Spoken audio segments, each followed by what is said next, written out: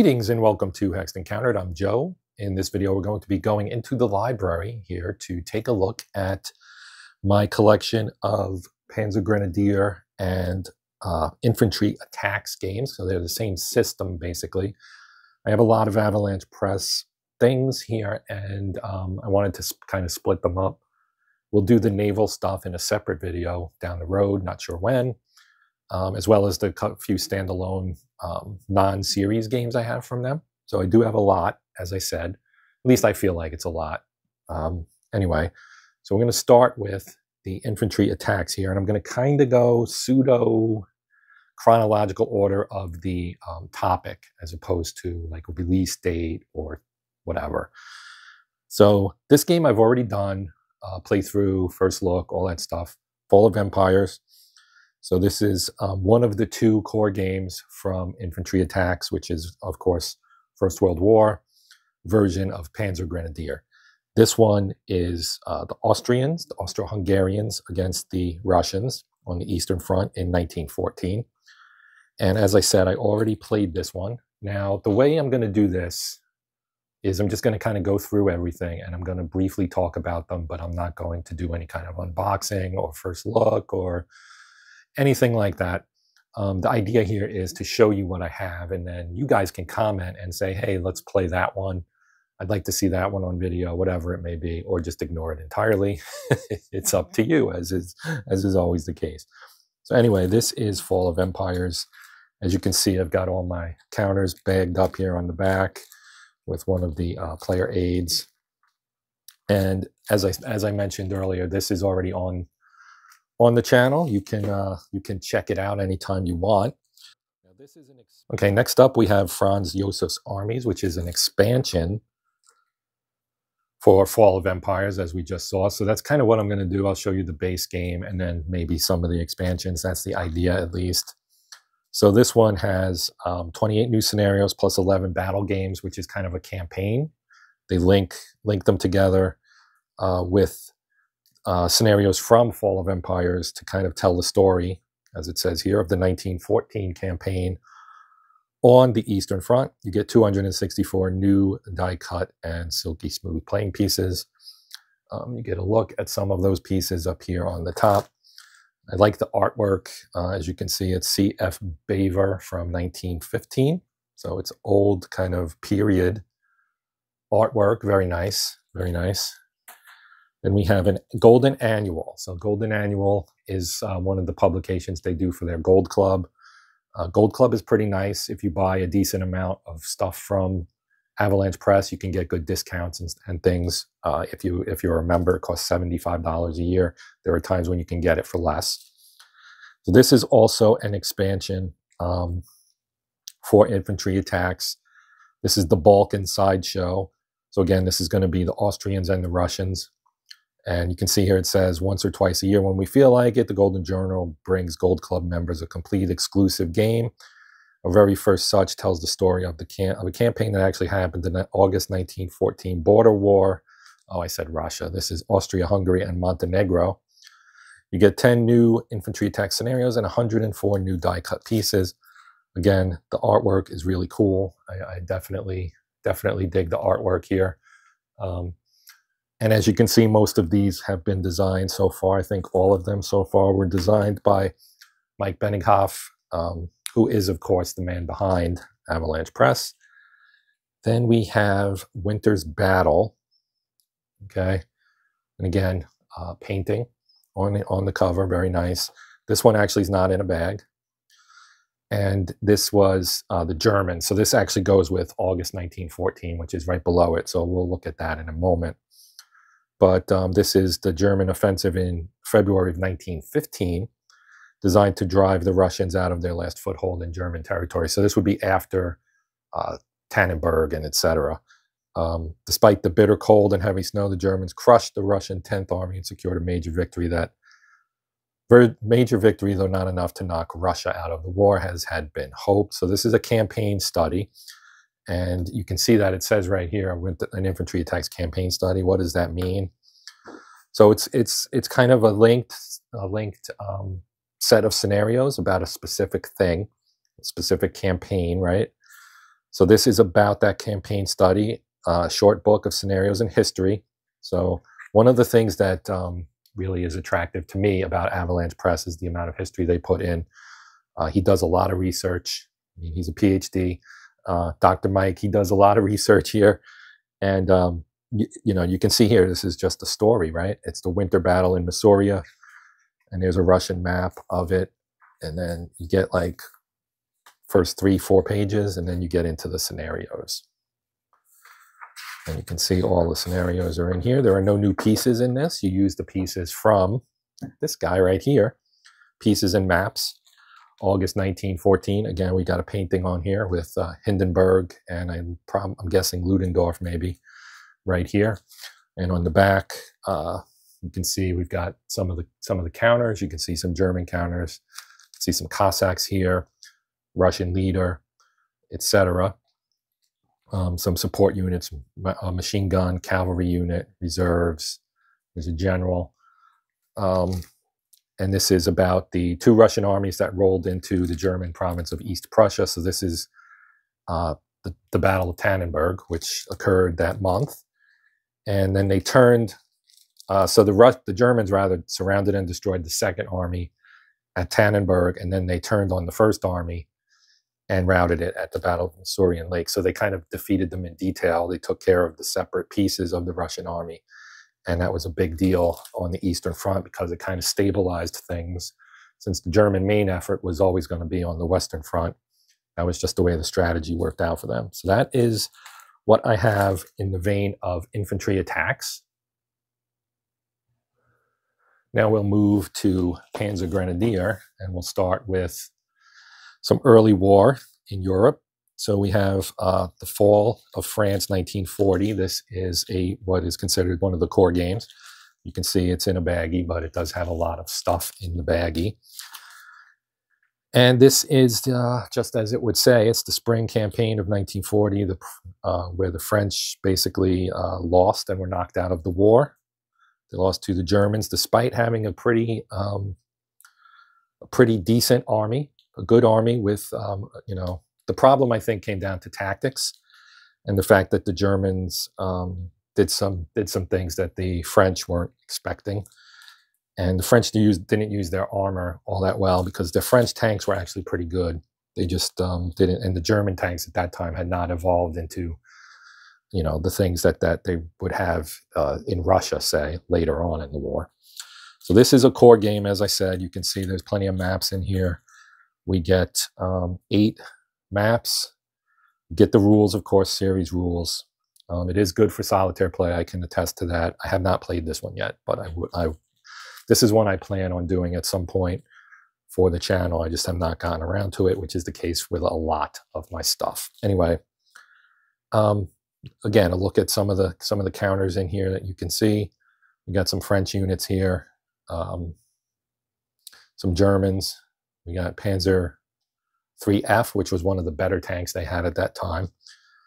And then you know, you've got some aircraft here.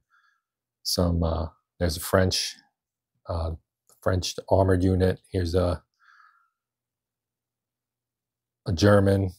I guess that's probably like a tank destroyer, maybe a SIG 33B. I'm not actually sure what that is. We've got a heavy machine gun over here.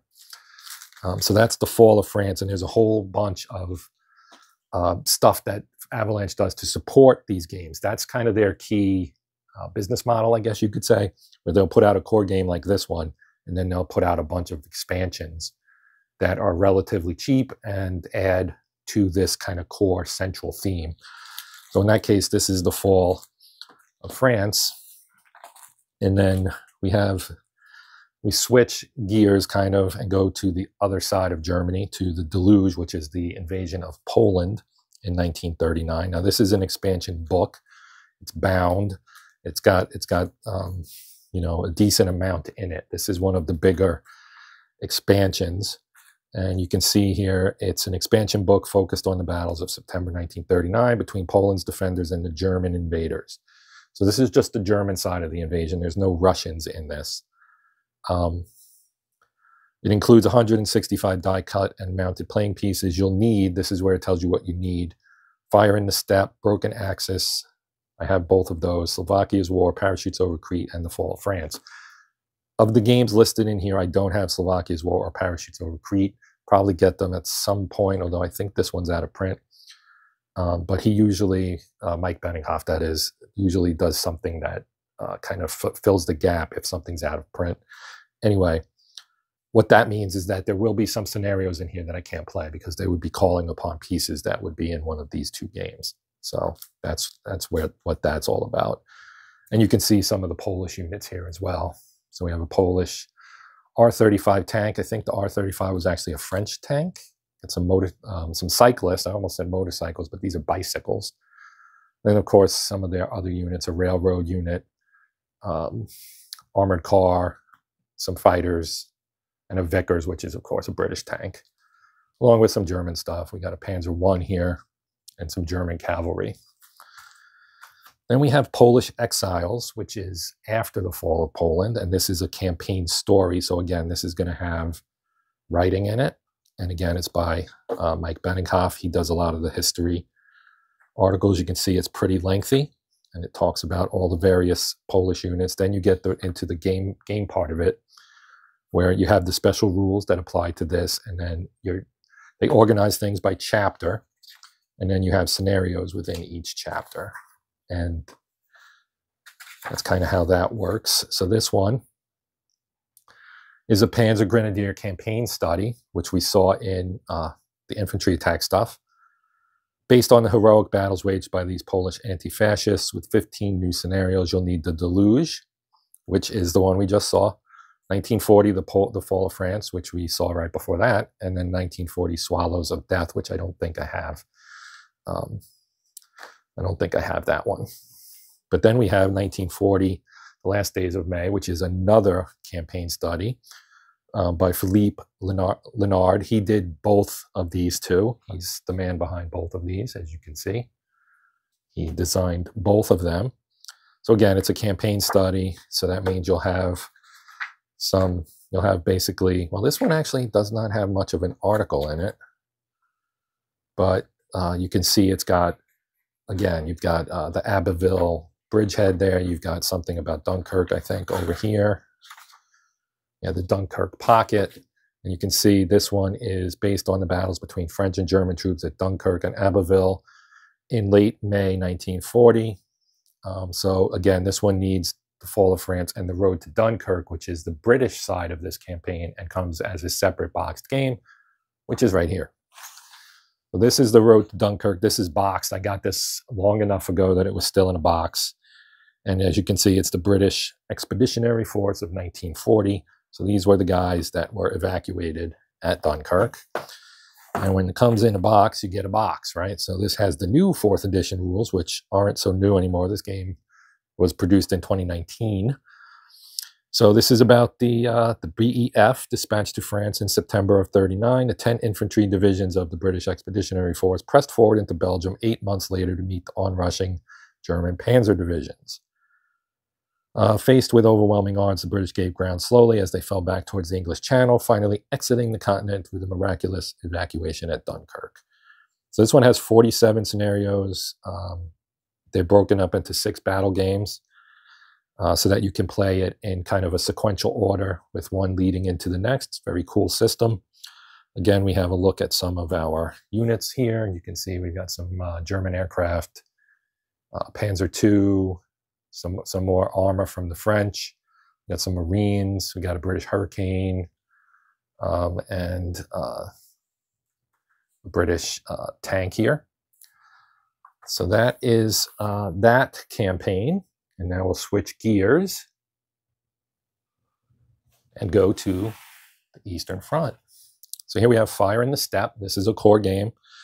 This covers the start of Operation Barbarossa in the Ukraine, as you can see here, in 1941. Again, this is a boxed game.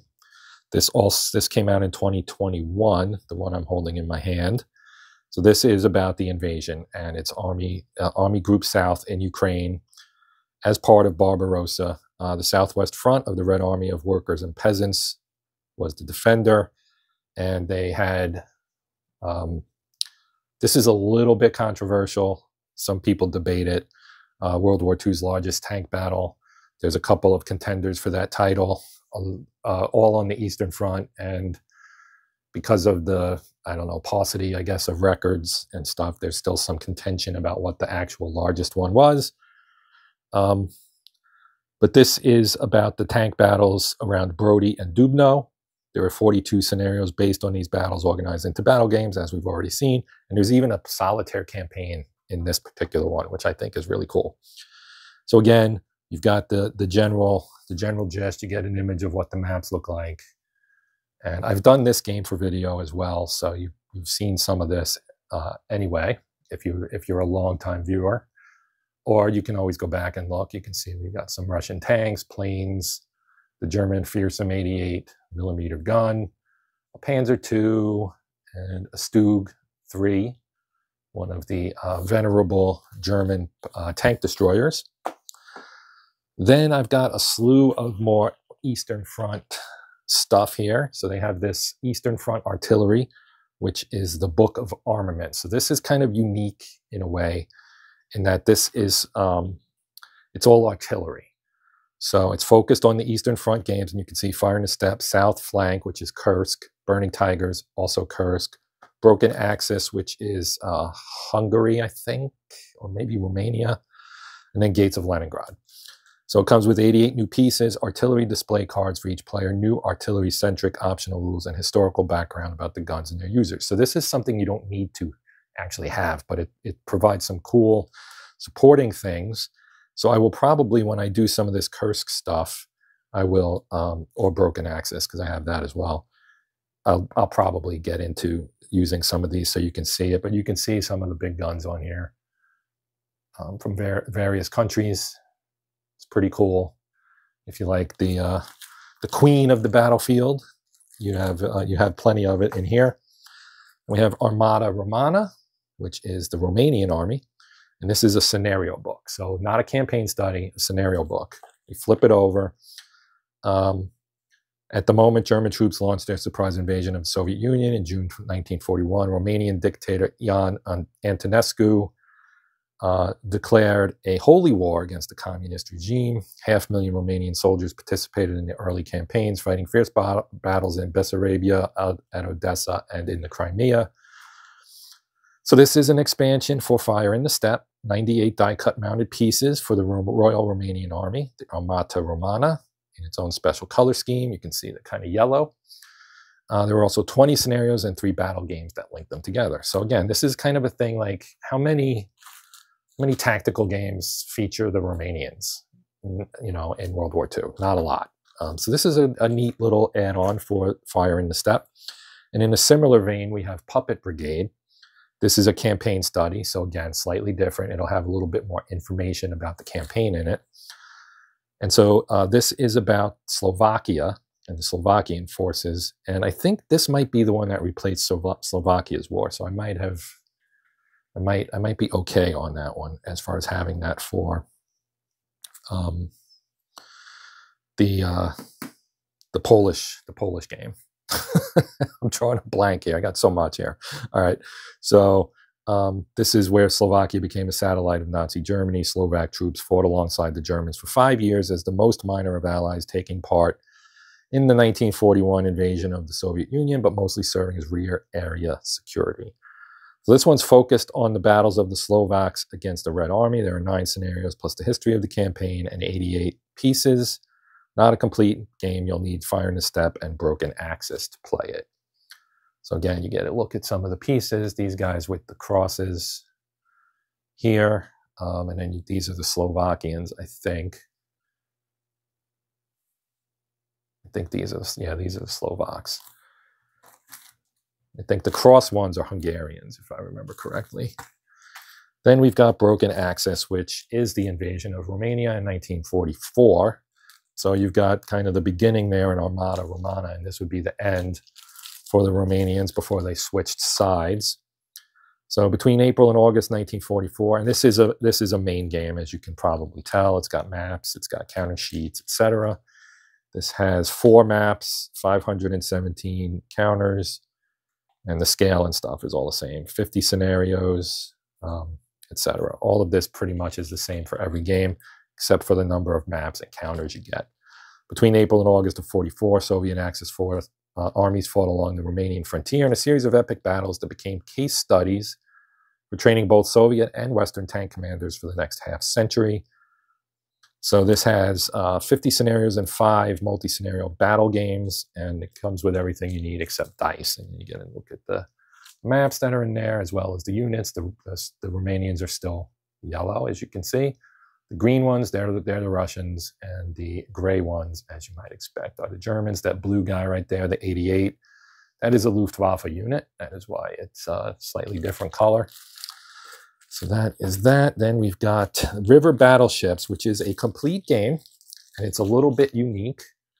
Okay, you can see it does say a complete game. Again, it's got some pretty cool painting artwork here. So this is river monitors and so on the Eastern Front. During the Second World War, several Eastern European nations fielded flotillas of river monitors, armored shallow draft warships that operated on the Great Rivers. River Battleships is a complete Panzer Grenadier game introducing the actual river warships that served Poland, Czechoslovakia, Romania, Germany, Yugoslavia, Croatia, and the Soviet Union. And everything you need to play, except the dice, is here in the book. Rules, pieces, maps, charts, and 16 scenarios. So, yeah, this is pretty cool. And again, you can see by the colors, you can kind of tell what some of these are. We've got Russians, we've got Czechs and Slovaks, we've got the Romanians, we've got the Poles, etc., etc. It's pretty cool in general. So this one is one I've not played yet either, but I would like to. I do like naval stuff occasionally, and we'll see all the Great War at Sea and everything that I've got in a separate video. Black Sea Marine. So this is an expansion that expands both river battleships as well as Fire in the Steppe and Armata Romana. So this is the Black Sea Fleet, which is the Soviets, tough Marine battalions that went into battle against the invader. The Germans would come to call them Black Death due to their black uniforms. This one gives you 11 scenarios on the land battles of the Black Sea Fleet Marines in the dark days of 1941 against German and Romanian invaders. There are 2 chapters, each with a battle game to link the scenarios together.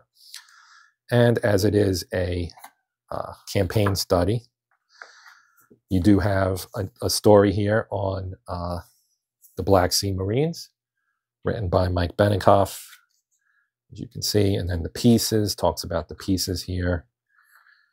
And then you get into the scenarios. So more good stuff. There's so much game in these that it's hard to fathom.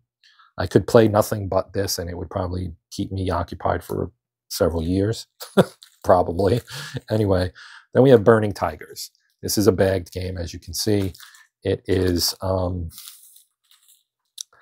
one of the core games about Kursk. So this is the northern side of Kursk. South flank is the southern side. I don't have that yet. It's due for a reprint, I believe, so I will probably be picking that up when it is available. So yeah, the game has 517 playing pieces as well as charts, tables, etc., and 4 new maps. So as you can see, this one is designed by Mike Perryman. He does a lot of stuff for Avalanche. He's one of their designers, and it's got some maps in here. If you've not seen a Panzer Grenadier map, there's a good look at it. It's kind of a semi-rigid cardboard. So they're not flimsy. They're pretty nice. So that is Kursk, and then we have a couple of expansions. So we have a campaign study for the Grossdeutschland division. So this was the Grossdeutschland Panzer Grenadier division. It's kind of a famous unit in the Wehrmacht from the Second World War.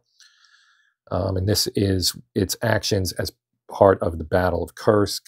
The German High Command bet heavily on the Grossdeutschland Panzer Grenadier division. It had more tanks than any of the regular Army Panzer divisions, plus additional weapons.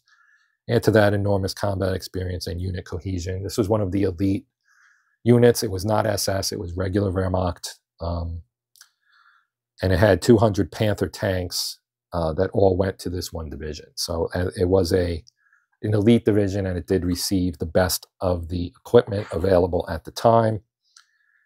And so here again, you get a nice article on it. And I'm assuming this was written by Mike Benninghoff, but it doesn't say so. Then you have the scenarios, and here's a Panther tank, aforementioned, and you get all your scenarios in here, etc. So that is that. Then we have this one, which is kind of one of the things that Avalanche Press does, is kind of alt history stuff sometimes. But this is Großdeutschland 1944. So it's a supplement. And this isn't alt history. And I only bring that up because there is something coming up that is. And I think it's actually with the Western Front stuff, though. So I may have spilled the beans on that too soon. But anyway, Großdeutschland 1944. This has 64 die-cut playing pieces displaying the Großdeutschland's division units in its own special color scheme, which you can see here on the counters with the stripe and the logo for the unit. You got a Panzer IV-H here. You got some Marder 2s. Yeah, and the Tiger, of course. Can't forget that guy. And a Panther is here as well.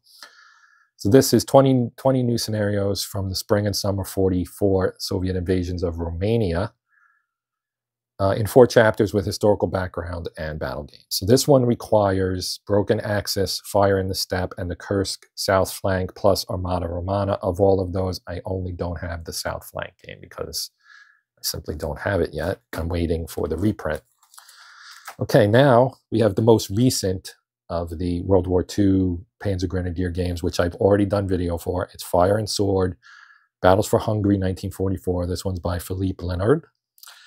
And it's real. This is a really good one. I enjoyed it quite a bit. As you can see, I've got all my pieces back here in the baggie. But this is a big game. There's a lot to it. It's a core game. They're gonna roll out a bunch of expansions for it, and it's real nice. Then we have Stalin's Tanks, which is the last one here. There's an expansion for Fire and Sword called, oh shoot, what is the name of it? Walls of Vienna, or Ramparts of Vienna, something like that, about the attack on Vienna. That has not been released yet. But this is a Golden Journal, which again is available for the Gold Club.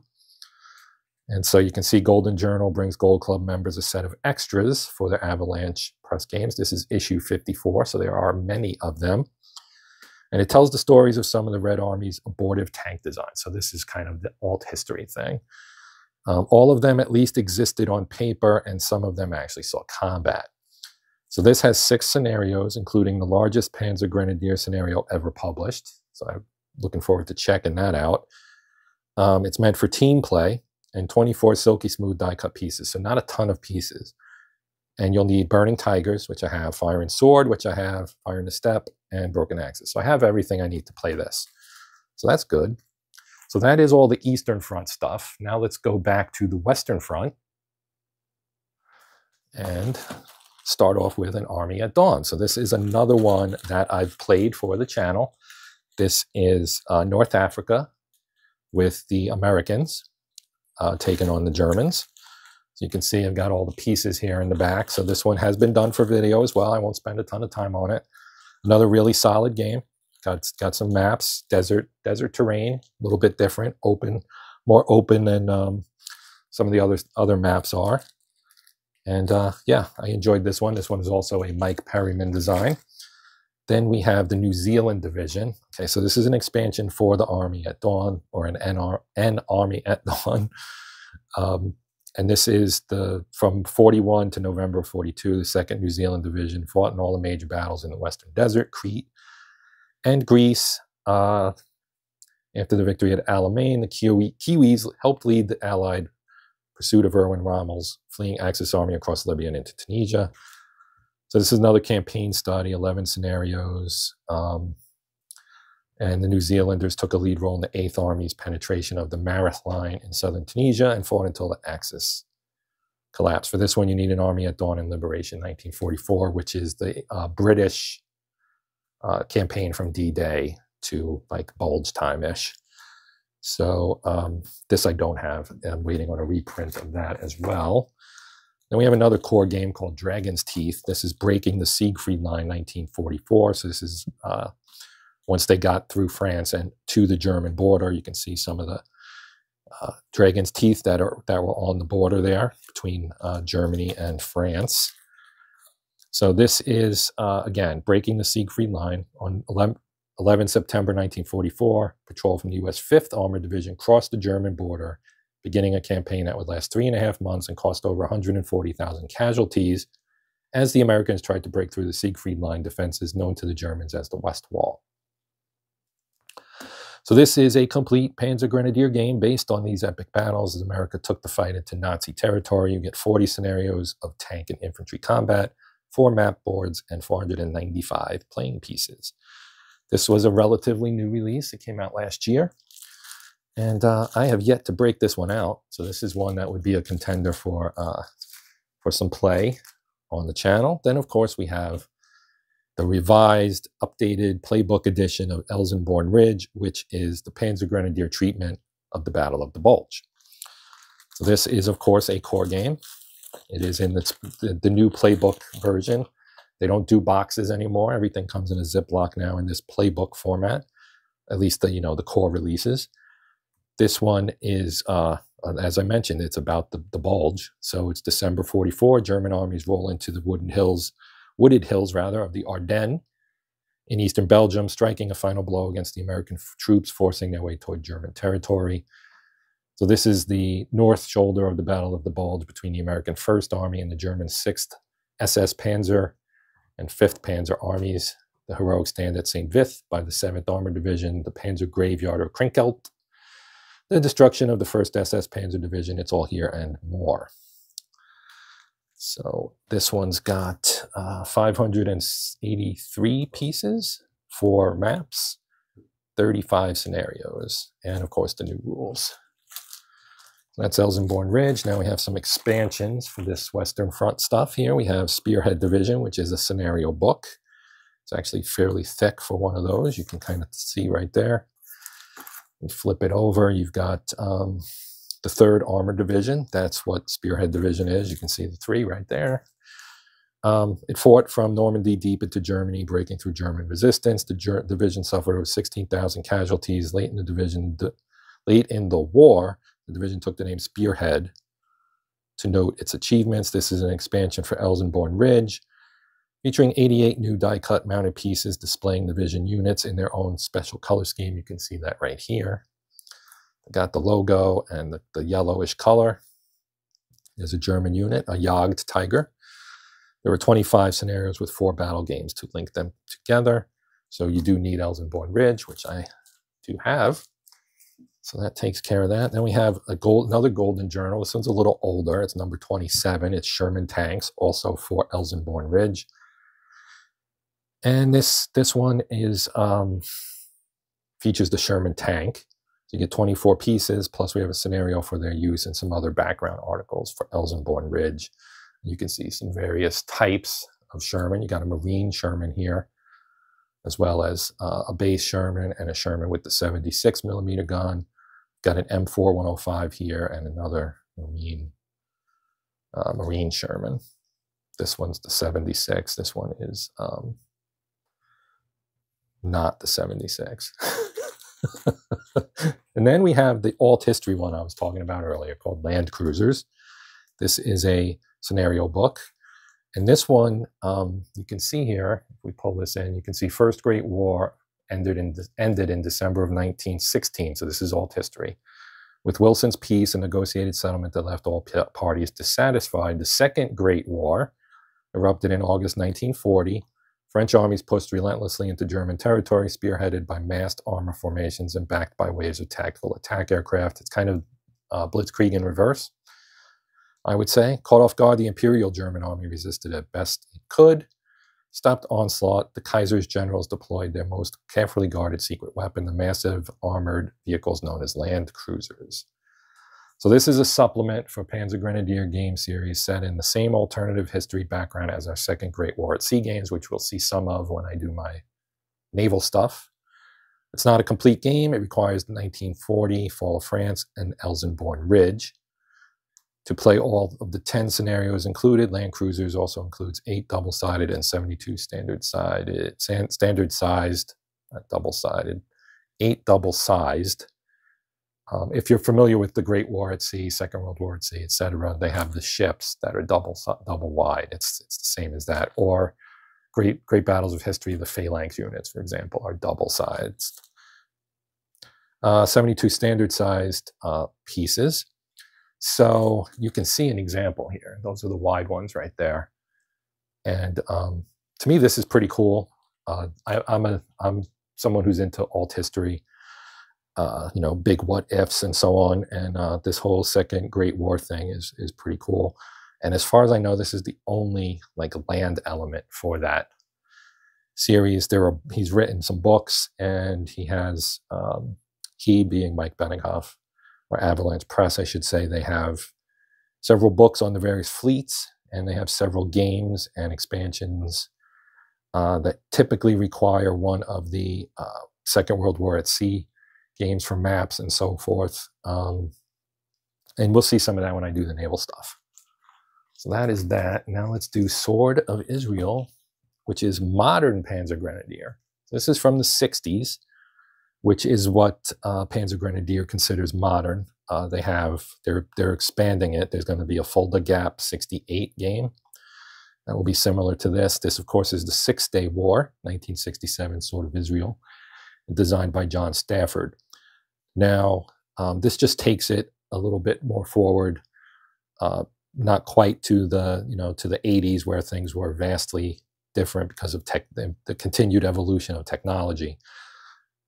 So yes, there's as I mentioned, there's the 68 game coming out, and I'm looking forward to that because that's most of the Warsaw Pact NATO fighting each other stuff takes place in the 80s. So having something that took place in the same era as Vietnam, and there is a Vietnam game coming out as well, is pretty interesting. So if we look at this, this is a military history board game based on the battles of the 1967 Six-Day War, in which Israel held off and then defeated the combined armies of Egypt, Syria, and Jordan. There are 48 scenarios portraying each of the important battles that took place in this war that set the course of modern history. Units represent platoons of tanks and infantry, batteries of artillery and anti-tank or anti-aircraft guns, and flights of 3 to 5 helicopters or aircraft. The scenarios tell the story of the Six-Day War with historical background to put the action in context, and battle games to tie them together. There are 8 maps and 869 die-cut silky smooth plain pieces. There are that's eight maps and 869 counters. That's a fairly big game for Panzer Grenadier. So I have not played this yet.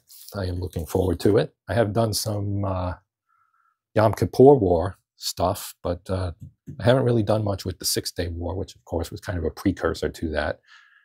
So it'll be cool to play this, and there are some expansions for this which I don't currently have, but I may get them. And as I said, I'm looking forward to both the Vietnam one and the Fulda Gap. So that is going to complete this look at what I have for Panzer Grenadier. I hope you found it interesting. It's a fairly decent sized collection, but it is not complete by any stretch of the imagination. And they have many, many things in the pipeline.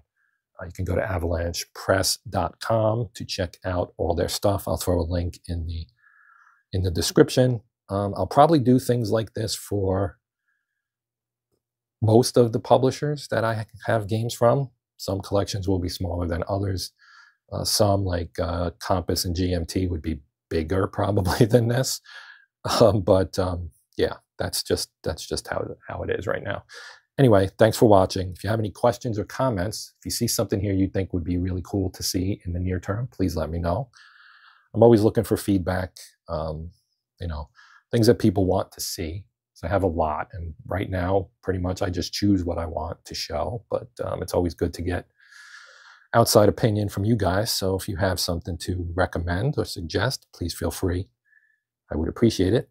Other than that, I think we are done here. So until next time, I'm Joe. This is Hexed and Countered, and happy gaming.